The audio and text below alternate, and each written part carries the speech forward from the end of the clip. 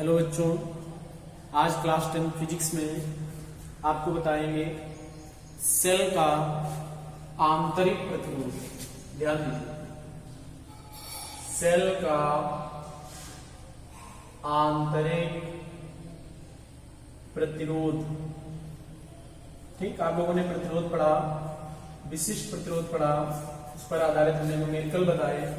और अब आपको पढ़ना है सेल का इंटरनल रेजिस्टेंस क्या होता है, इंटरनल रेजिस्टेंस ऑफ सेल। ठीक, देखें, जिस प्रकार से कोई चालक धारा के मार्ग में प्रतिरोध लगाता है उसे हम वैद्युत प्रतिरोध कहते हैं, उसी प्रकार से जो सेल होता है, सेल का घोल। ठीक, सेल आप जानते हैं कि सेल एक ऐसी युक्ति होती है जो रासायनिक ऊर्जा को विद्युत ऊर्जा में कन्वर्ट करती है। सेल एक ऐसी युक्ति है जो रासायनिक ऊर्जा को किस ऊर्जा में कन्वर्ट करेगी? वैद्युत ऊर्जा में। ठीक, तो सेल में एक वैद्युत अपघट्य का विलयन होता है, दो प्लेटें होती हैं, सेल में एक पात्र जैसी इस तरह से आकृति है और इसमें एक विलयन बना रहता है। विलयन को हम वैद्युत अपघट्य कहते हैं और इस विलयन में धातु की दो प्लेटें डूबी रहती हैं और ये जो प्लेटें होती हैं इनको हम इलेक्ट्रोड कहते हैं। एक धनात्मक इलेक्ट्रोड होता है, एक ऋणात्मक, इसको एनोड बोला जाता है और इसको जो है कैथोड बोला जाता है। ये सेल की स्थिति है।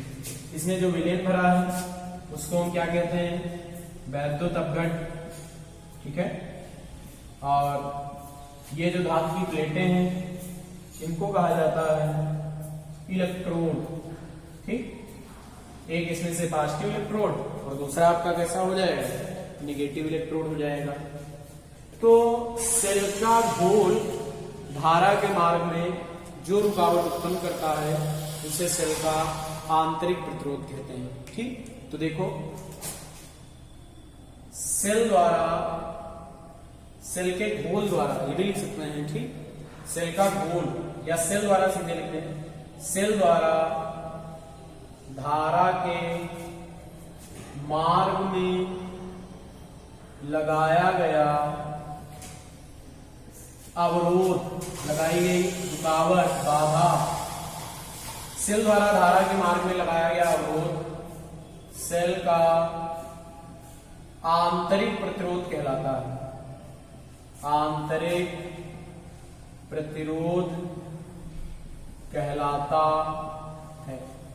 ठीक, इसे हम स्मॉल आर से व्यक्त करते हैं, इसे स्मॉल आर से प्रदर्शित करते हैं। कोई सेल द्वारा धारा के मार्ग में जो बाधा लगेगी उसे सेल का हम क्या बोलेंगे? आंतरिक प्रतिरोध। इसे स्मॉल आर से प्रदर्शित करेंगे। इसका मात्रक भी ओम होता है क्योंकि प्रतिरोध का मात्रक ओम है, इसका मात्रक भी ओम होता है।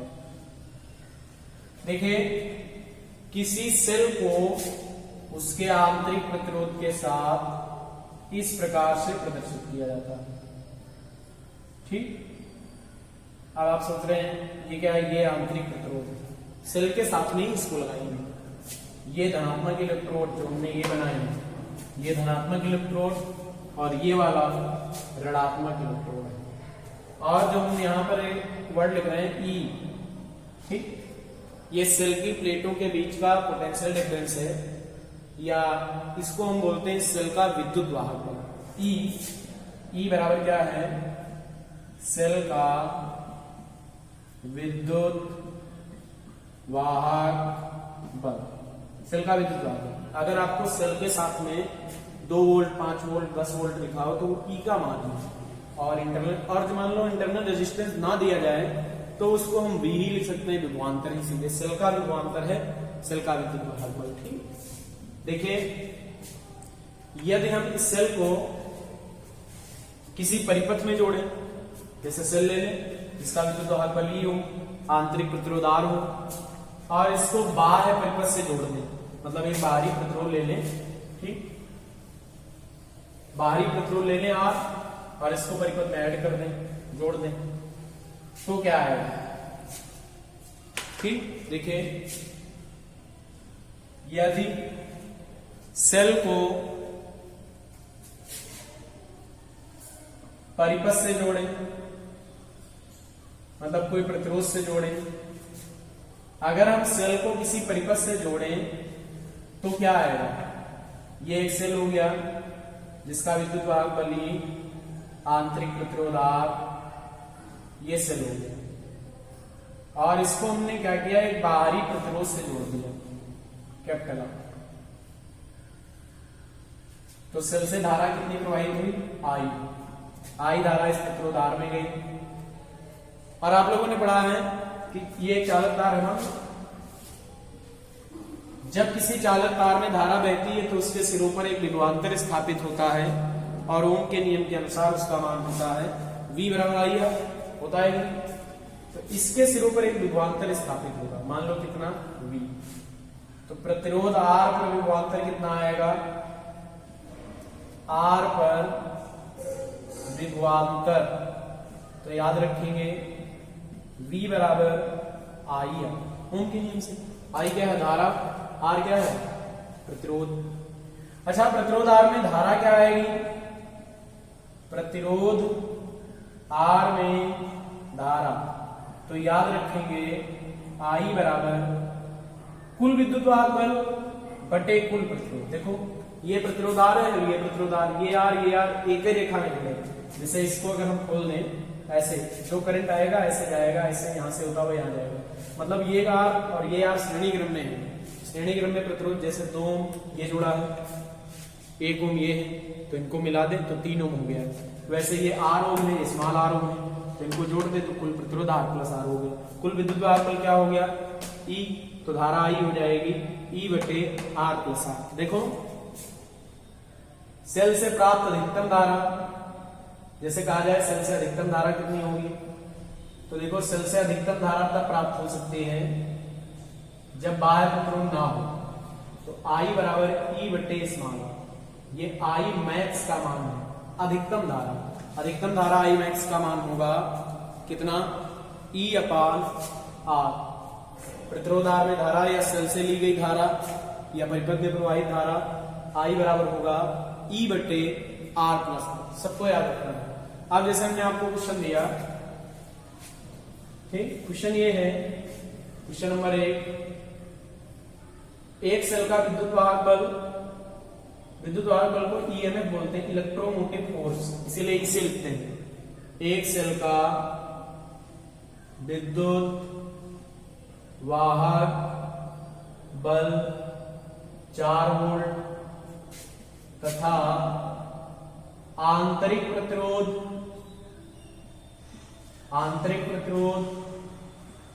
2 ओम है।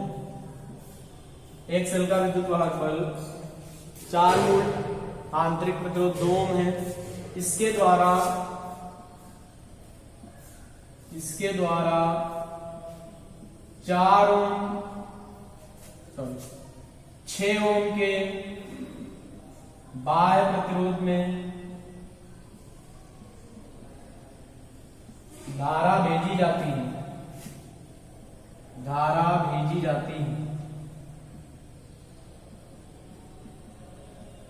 धारा का मान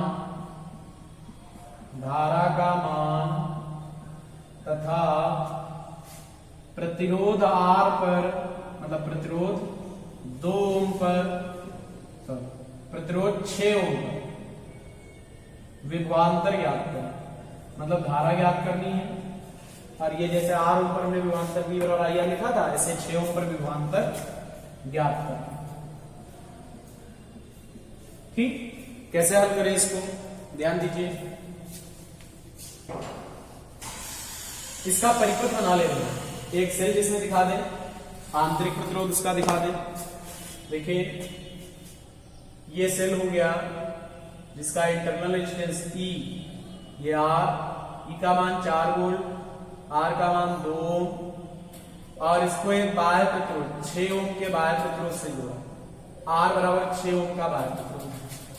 तो इसमें अगर I धारा प्रवाहित हुई तो हमसे कह रहा है I का मान बताओ। इसके सिरों पर V विभवांतर आया तो विभवांतर V का मान बताओ। दो चीजें हमें कैलकुलेट करनी है। ठीक, क्या करें? धारा I कैसे निकलेगी? देखो विद्युत वाहक बलों को हम E से लिखते हैं, तो E बराबर 4 वोल्ट हो गया। आंतरिक प्रतिरोध स्मॉल r से लिखते हैं, तो आंतरिक प्रतिरोध 2 ओम हो गया। बाह्य प्रतिरोध कुछ कैपिटल R से 6 ओम। धारा I पूछी, विभवांतर भी पूछा, तो धारा I कैसे निकालें? धारा I हो गई E अपान R प्लस E का मान कितना है? 4, R का मान 6 प्लस 2, तो 4/8 हो जाएगा। 4 × 4 4 × 8, 1/2 अर्थात 0.5 एम्पियर की धारा है। जो इस वाले प्रतिरोध में धारा बहेगी वो कितनी होगी? 0.5 एम्पियर। ठीक, फिर इसके बाद देखिए 6 ओम पर विभवांतर, तो हम जानते हैं विभवांतर के लिए सूत्र क्या है? V बराबर IR। I क्या है? 0.5, R कितना? 6 × 30, 3.0 या 3 वोल्ट का जो है विभवांतर होगा और 0.5 एम्पियर की धारा प्रवाहित होगी। नोट कर लीजिए इसे।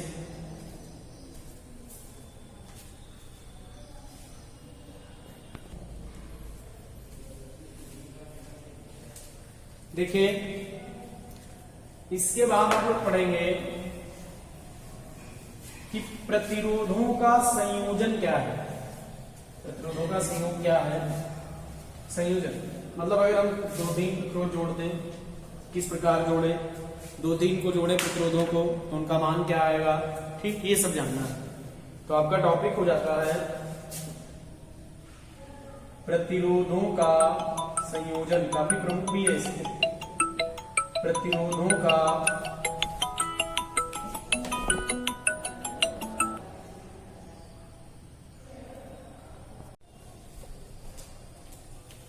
देखिए प्रतिरोधों का संयोजन, कॉम्बिनेशन ऑफ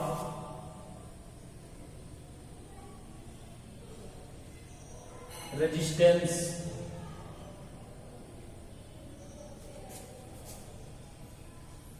ठीक, प्रतिरोधों का संयोजन। देखिए प्रतिरोधों का संयोजन 2 प्रकार का होता है। प्रतिरोधों का संयोजन कितने प्रकार का? 2 प्रकार का। प्रतिरोधों का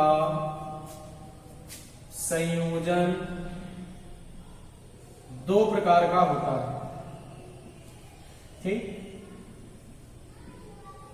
पहला श्रेणी क्रम संयोजन। श्रेणी क्रम संयोजन, ठीक है। और दूसरा जो है वो आपका है समांतर क्रम संयोजन। देखिए श्रेणी क्रम संयोजन क्या होता है? जैसे ये एक प्रतिरोध है, ये एक प्रतिरोध है, इस प्रतिरोध को ऐसे कनेक्ट कर दें, ये सीरीज है, इसके आगे अगला जोड़ दें, फिर आगे अगला जोड़ दें। मतलब ये अगर हमारे पास कई प्रतिरोध हैं ऐसे, एक ये प्रतिरोध है, एक और प्रतिरोध है, ये एक और प्रतिरोध है, ये, तो अगर हम पहले प्रतिरोध का ये वाला सिरा दूसरे के इस वाले सिरे से जोड़ दें, दूसरे का ये वाला सिरा तीसरे के इससे जोड़ दें, तो कॉम्बिनेशन जो हमारा तैयार होता जाएगा वो सीरीज हो जाएगा।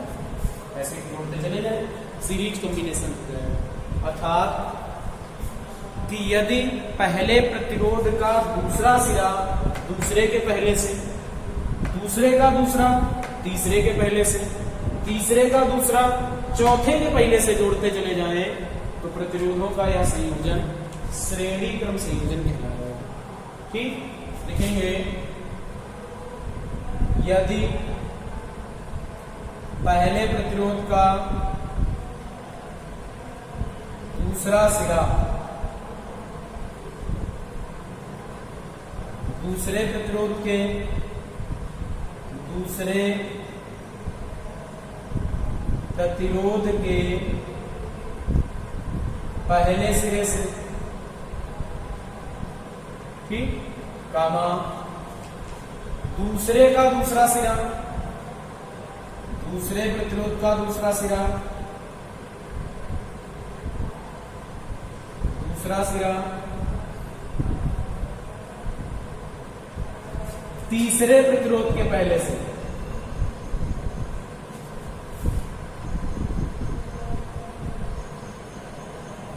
पहले से तीसरे प्रतिरोध के पहले सिरे से, ठीक, फिर तीसरे का दूसरा चौथे के पहले सिरे से। इसी प्रकार कई प्रतिरोधों को जोड़ दिया जाए, कई प्रतिरोधों को जोड़ दिया जाए तो प्रतिरोधों का यह संयोजन,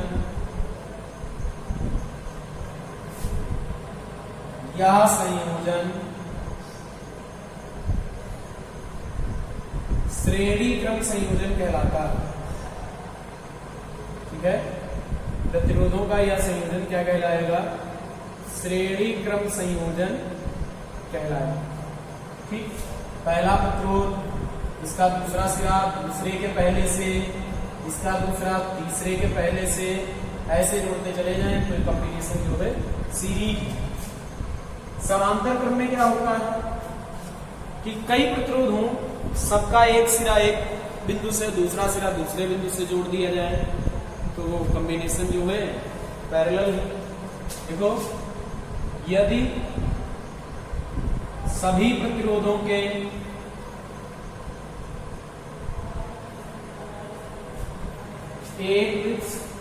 एक सिरे को एक बिंदु से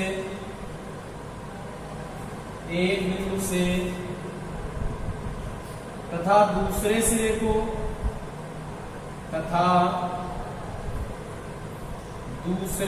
को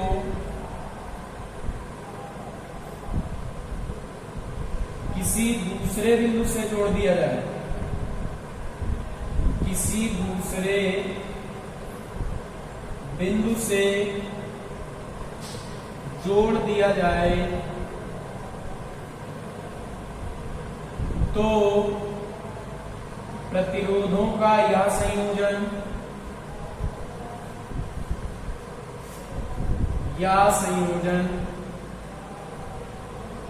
समांतर क्रम संयोजन कहलाता है। समांतर क्रम संयोजन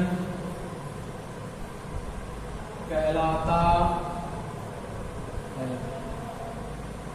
ठीक, देखिए, जैसे एक प्रतिरोध ये है, एक ये है, एक ये प्रतिरोध है, सबका एक सिरा एक बिंदु से ऐसे जोड़ दें, सबका दूसरा सिरा दूसरे बिंदु से जोड़ दिया तो ये कॉम्बिनेशन क्या है? Parallel combination. ये सीरीज कॉम्बिनेशन है, ये आपका पैरेलल कॉम्बिनेशन।